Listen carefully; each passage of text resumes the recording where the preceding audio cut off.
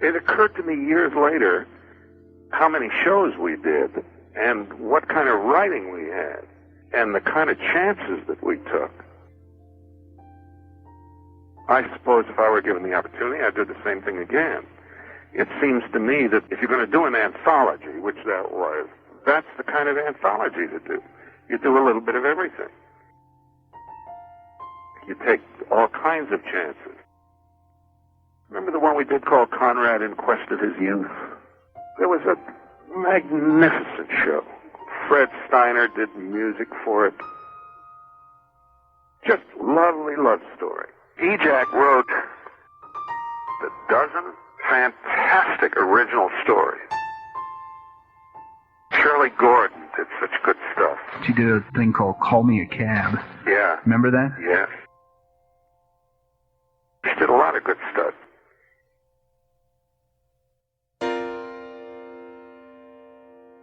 As radio audiences left for TV, Elliott Lewis continued to champion radio as a stronger dramatic medium. On Thursday, January 1st, 1953, he and wife Cathy debuted a new dramatic anthology program over CBS. It was called On Stage. On Stage was geared for adults, showcasing an eclectic array of scripts across multiple genres. To get the show off the ground, the Lewises tabbed some of the best writers in radio, like E. Jack Neuman. I want to talk to you a bit about the Cathy and Elliott Lewis show On Stage. When you think of that series, which I think is one of the absolute high points of radio, how do you remember that series? Very fondly, of course. And it was in really the waning days of radio. Because television was obviously going to move in big and supplant radio drama as we knew it. But in that year and that time, and particularly with On Stage, radio really grew up and put on long pants. It became very adult and very sophisticated and very satisfying. I was lucky enough to write a dozen or so of the On Stage with Cathy and Elliott Lewis. Really, it was a free ball. Elliott was a magnificent producer and director and performer. I could discuss dramatically very mature subjects and very mature themes. And I did, with no holds barred. And it was a marvelous experience for me as a writer, and I'll never regret the time and effort I put into it.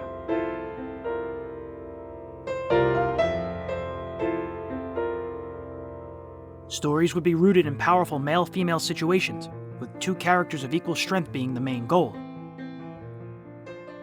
They used a mix of classic and original tales, cutting across all dramatic disciplines, with mysteries, adventures, melodramas, satires, and comedy.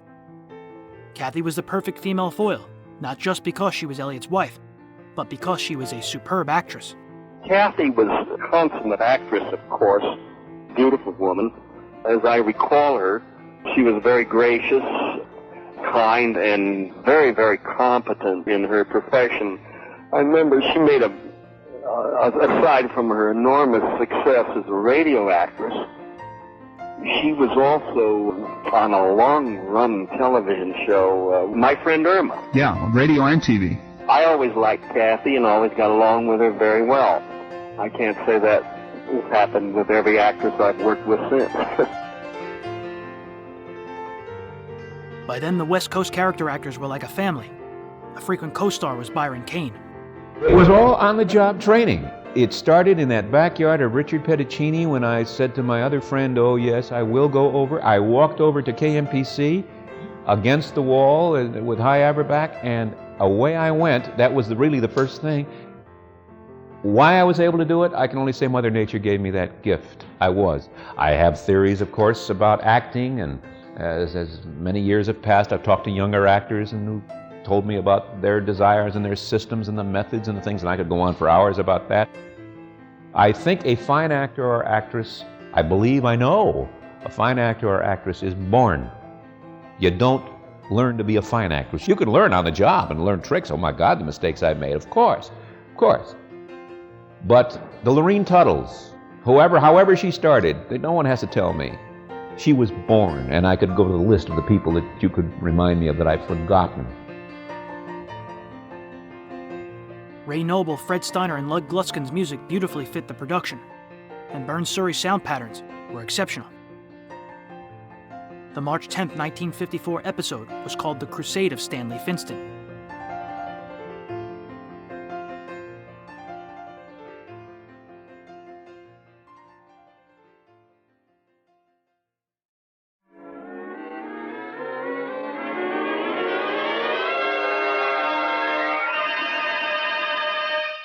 Cathy and Elliott Lewis on stage.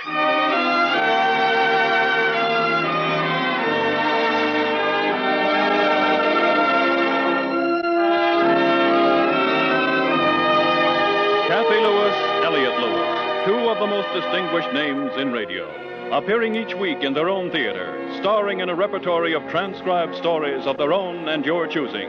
Radio's foremost players in radio's foremost plays.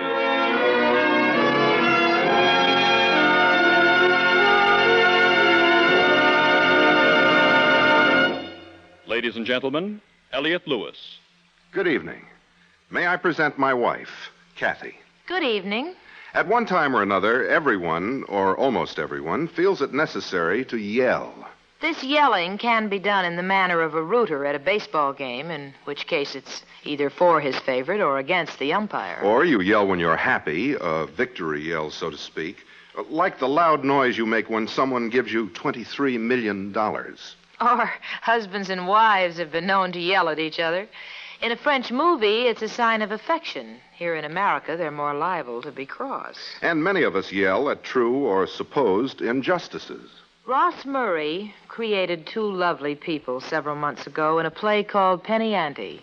Their names were Stanley and Dora Finston. He got to like them and their attitudes, and he wrote another story about them. It's the one we're going to do tonight. If you put together everything we've said so far, you'll find it's the introduction to The Crusade of Stanley Finston.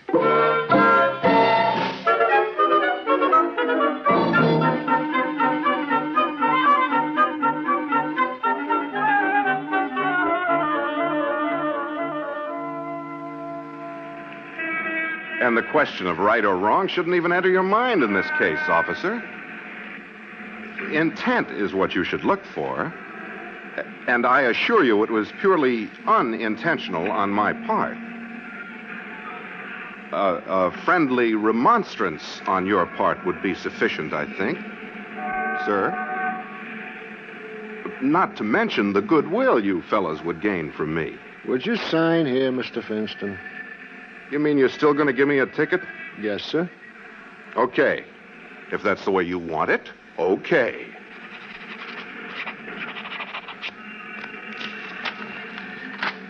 Here you are, Mr. Finston. And here's your operator's license. Thanks. I see you wrote here I was cooperative. You were. Very. Well, that's the last time you guys will ever write that about me. From now on, the police department is going to have to get along without my cooperation. You guys will be sorry you gave me this ticket. Stanley Finston never forgets an injustice. You'll see. And that goes for my friends, too.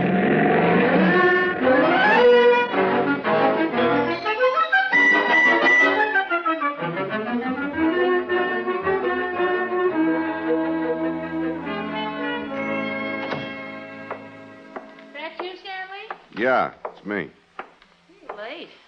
Allison work the staff overtime? No. Get caught in traffic? No. Then how come you're late? What am I, on the witness stand or something? What's the matter with you? Nothing. You sure? Nothing. I tell you, it's nothing. All right. By the time you wash up, I'll have the... Dora, Yes, dear? you know what I heard today? No, what?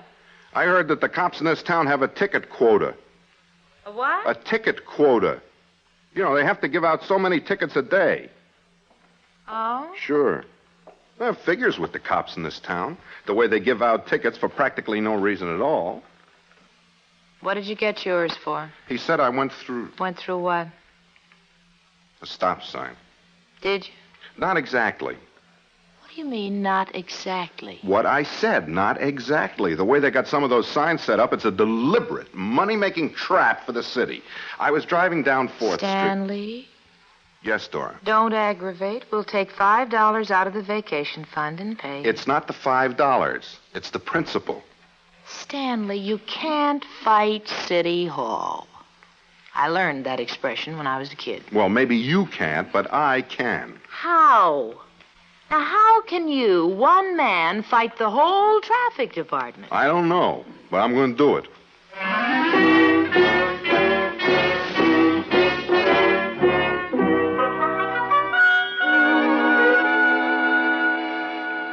Hey, Stan.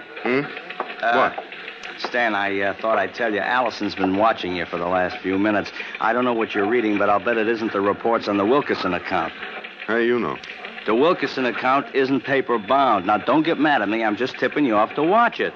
Allison's kind of hard-nosed about outside reading during office hours. Okay. Thanks, Al. Can I have dibs on the book when you're through? What? You know. Don't be selfish, old pal. It's not that kind of book. Oh. No, I'm not kidding. It's the vehicle code. The who? The vehicle code. See? Well, what are you studying that for? Gonna become a cop? Drop dead. Well, what are you studying for? I'm not studying. I'm only reading. What for? Well, yesterday I was driving home. Here comes Allison. Tell me at lunch, okay? Yeah, sure. Lunch. See you then.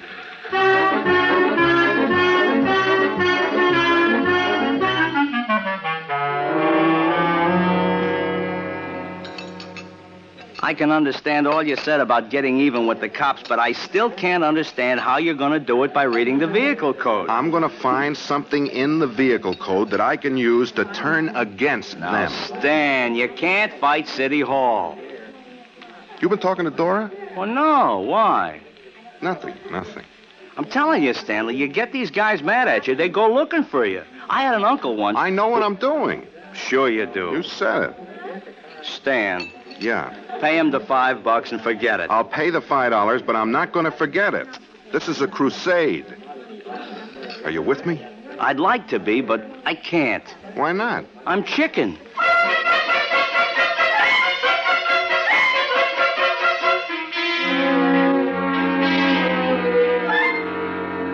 Stanley? What? Honey, it's after midnight. Aren't you ever going to come to bed? Yeah, as soon as I'm finished going over this section. Oh, for a week now you've been going over and over that book.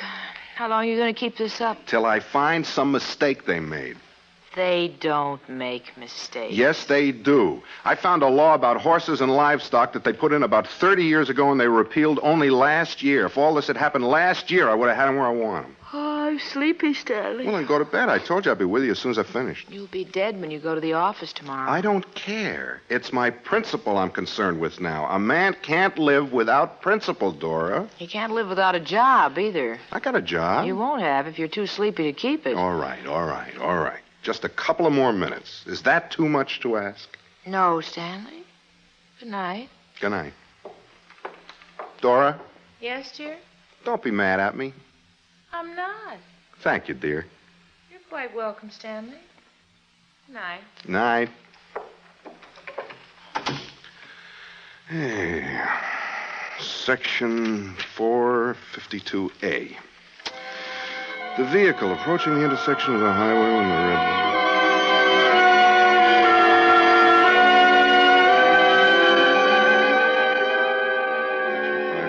534 when approaching a crosswalk not controlled by the ego. You're supposed to... You should have the right of way. Section 534A. The crosswalk at the intersection of Main and Wilson Street shall be prohibited to pedestrians and the underpass with all the air will cross the... Oh, at all times. Section 5's... What's that? Huh? Section 534A. The crosswalk at the intersection of Main and Wilson shall be prohibited to... That's it. Dora! I got it. Dora, wake up. Dora, I got it. Dora, wake up. Wake up. I got it. What? Stanley. Wake up. Oh. Go to bed. I got it, Dora. I found what I was looking for. Oh, good. Go to sleep. Dora, honey, wake up. Wake up. Come on, wake up. I want to tell you what I got. Oh, tell me in the morning. Please, Dora, wake up. Wake up. All right, I'm up. Tell me. You know where they're building the freeway? Yeah, all over town. No. What I mean is, you know where Maine and Wilson were blocked up so long? Yes, I know. Well, they passed a law saying that people couldn't cross the street. They had to go by way of the underpass. All right, so let them go that way. They don't have to do that now. The freeway is finished. Stanley, I'm awake enough to know I don't know what you're talking about. What I mean is this. I can go through the crosswalk while there's a pedestrian in it, and they can't touch me because legally the pedestrian isn't supposed to be there in the first place. So? So I'll deliberately keep going through the crosswalk while a pedestrian is in it and wait for a cop to stop me. And he'll give you a ticket. Oh, no, he won't. When I ask him what section of the vehicle code I violated, he'll have to tell me. And when he does, I'll throw Section A right into his Sam Brown belt because giving me a ticket is illegal. You sure you know what you're doing, Stanley? Of course I know what I'm doing. On stage came at a bittersweet time in Cathy and Elliott's lives, even as CBS referred to them as Mr. and Mrs. Radio. Their marriage of 10 years was in trouble. Well, this time they'll find out who the moron is. That's what I'm afraid of. They would divorce in 1959. Elliott would soon marry another noted actress, Mary Jane Croft. I found a box that Elliott had with little cards and all alphabetized. What it was, this is how orderly he was. Starting in 1937, I'm cherishing this box of cards. It had every show he did, what it paid, $3 and a half. That's right. $5. Calling All Cars was one of them. What some of the early ones. Yes, right. God, I can't remember. Tapestries of Life. Yeah, all of these things that and it goes all the way through, and every week he totaled it up. But the thing that fascinated me was the names of all these shows and how much they paid. Yes, right. $3 and a half. That's right. And Elliott Lewis was an inspired director as well as a perfectly wonderful actor. But he was a magnificent director. Very easy. So maybe just the opposite of a Bill Robeson approach. Well, he was quiet, wasn't he? Quietly got things done. For more information on Elliott Lewis's career, tune into Breaking Walls episode 113.